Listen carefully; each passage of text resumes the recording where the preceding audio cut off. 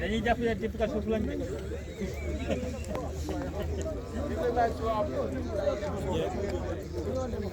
ay couleur bi nga doon tey couleur bi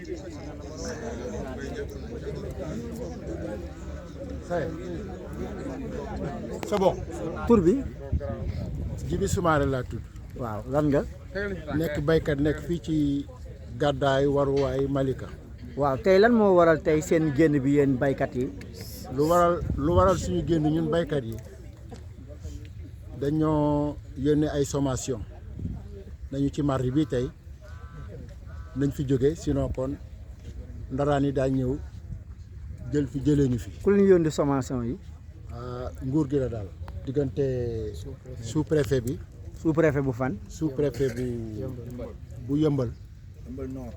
yëmbal Nord moo ñu yónnee sommation loolu nañu daal nañ fi jóge te ñu fi jógee jëlee ñun ñii doomu Macky Sall lañu njabootu Macky Sall lañu maa ngi adresse directement président de la République du Sénégal di ko xamal ni ko njabootam ñoo ne fii di daan seen doole yaakaaruñu fenn fu dul fii ñi fi nekk nag bëri nañu lool di fi liggéey di fi xëy. ñaata à peu près. maanaam bu ma leen ne borom tool yi rek mën nañ fi 300 et quelques personnes baana yi mot nañu presque 300 et quelques personnes. saret yi ñoo ngi fii ñun ñëpp fii la ñu xamuñu fenn fu dul fii. ban motif lañ leen invoqué pour na ngeen fi jóge lan lañ leen wax. lu ñu invoqué daal luñ pour ñu jóge fi dañu ko def lu dul benn yoon du ñaari yoon saa yuy ñëwee dañuy jël ay nit ay bailleur indi leen fii fekk ñu fi ci tool yi. di ñu jox ay 300 000 ak 200 000 ak 500 000 nangu suñu tool di ko jaay seeni mbokk. nangu leen tey jóge fi yéen. te ñun bëgguñu fee jóge ndax président de la République boo ne fépp baykat fu mu nekk na nga ko aaral suufam. dëgg la. suuf si nag ñun yaakaaruñu ci kenn ku dul Macky Sall. dëgg la mu aaral ñu suñu suuf si ndax band yi ñoo ngi ñëw ci biir tool yi di nangu suñu suuf. jaame dégg di ci def lu leen neex di ko jaay di ko def seeni poos te loolu lañ jul nangooti ndax nañ ñu benn yoon naxati ñu ñaari yoon ba naxati ñu ñetti yoon dootuñu ko nangooti. léegi lii lan la mën a andi bu fekkee dañoo forcé jël seen suuf si. lu fi ni daal mooy actuellement bu dee dañoo ñëw indi seeni ndaraan daañu fekk fii yóbbaale suñu bakkan man de tool yi laa yaakaar yaakaaruma leen lu tool yi te saa yu fi ñëwee danañ jël sama bakkan man je suis prêt man.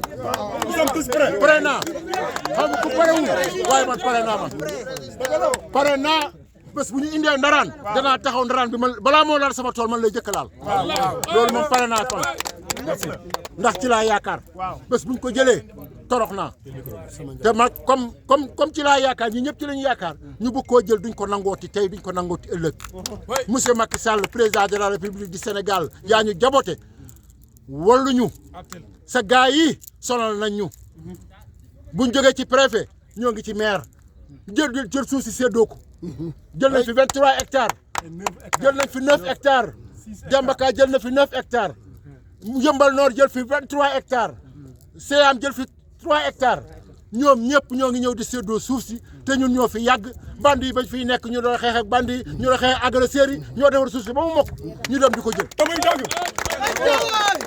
sama tool bi ma yor. billaahi wal kitaab bi soxla ma ci 1 million par mois. dëgg la. xamuñu nag lu ci bay xamuñu ko bu ñu xamoon lu ci bay Sénégal yëpp daañu dem bay ñun gis nañu mbay mi loo xam ne ñun man amul fu ma demul ci àddina dem naa États-Unis dem naa Afrique du Sud fu ne dem naa fa amul fu ma demul ci àddina laa la wax États-Unis France ak fu ne Europe dem naa fa. dëgg la waaye li ma gis sama tool bii. dara duma ko werte sama bakkan laa ci Présentez d'abord. Bonjour, je m'appelle Omar Bodian. Je suis le gérant de la production de l'eau de l'association des maraîchers financée par l'Union européenne à l'égard des maraîchers de Waruwaay. Alors, les maraîchers de Waruwaay sont inquiets actuellement. Qu'en est-il exactement? Au fait, on a reçu une sommation. Une partie des maraîchers de Waruwaay a reçu une sommation venant du sous-préfet de Yeumbeul Nord. Cela étant, on nous dit que voilà, il y a un décret présidentiel que nous doutons l'existence, malheureusement. C'est le décret 22 du 2022 1346 du 6 juillet. Prêtez-moi, du 6 juillet 2022. Donc, donnant affectation à des tierces. Le terrain que vous voyez derrière moi, c'est le site des victimes de Gadaye. Qui est d'une superficie de combien? D'une superficie environ de 4,5 hectares.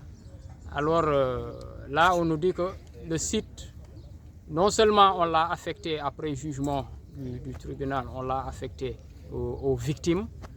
Alors, ils veulent encore prendre l'espace occupé par les maraîchers pour augmenter leur site. Donc voilà ce que vous déplorez. Ce que nous déplorons parce que nous avons vérifié ces soi-disant décrets présidentiels.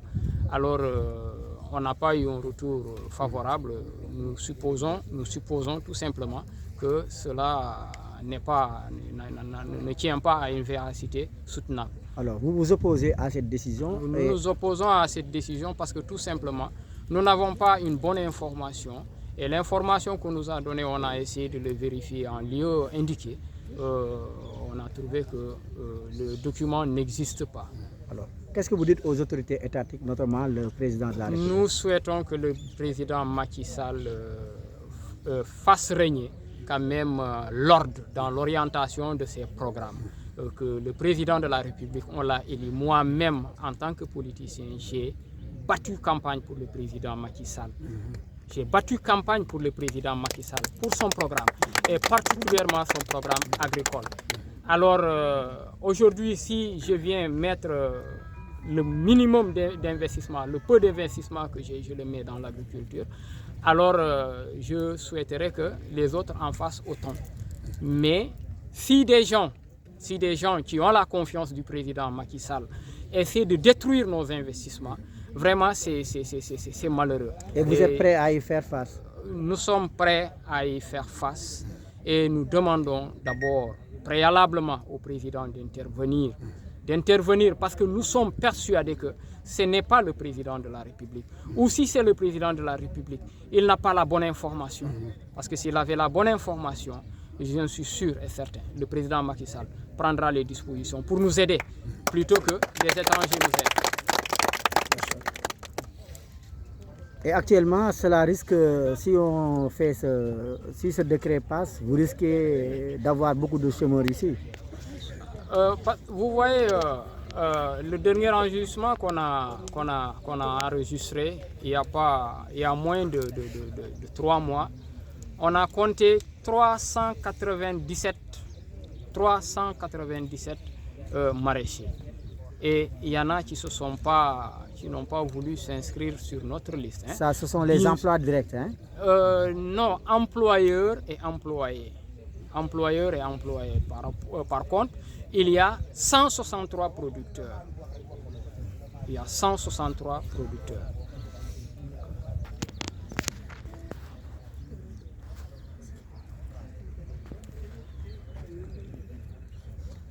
C'est bon.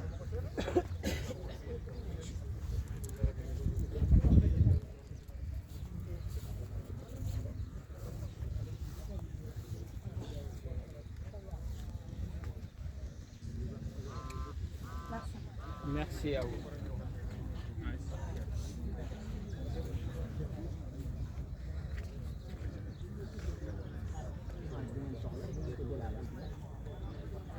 C'est bon, voilà. Maas ba ma jël ko la jaru ko. Baax na.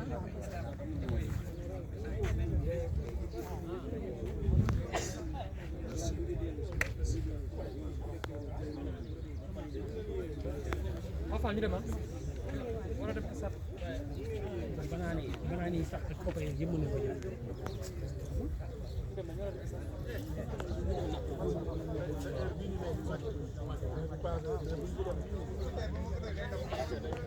yaay ko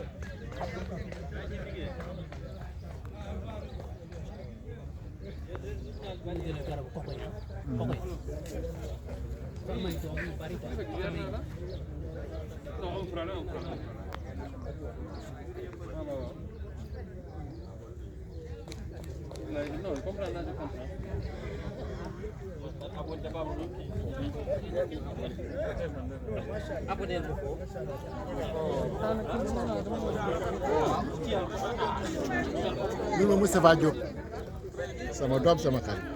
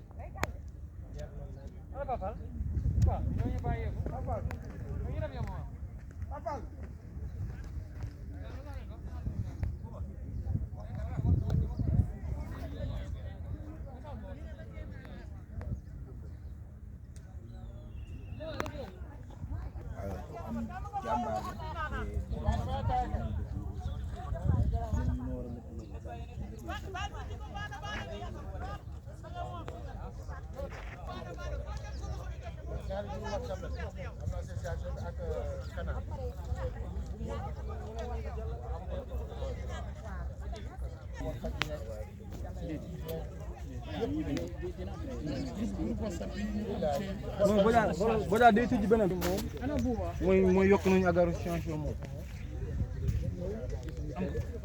gars yi waxoon na pour sommation bi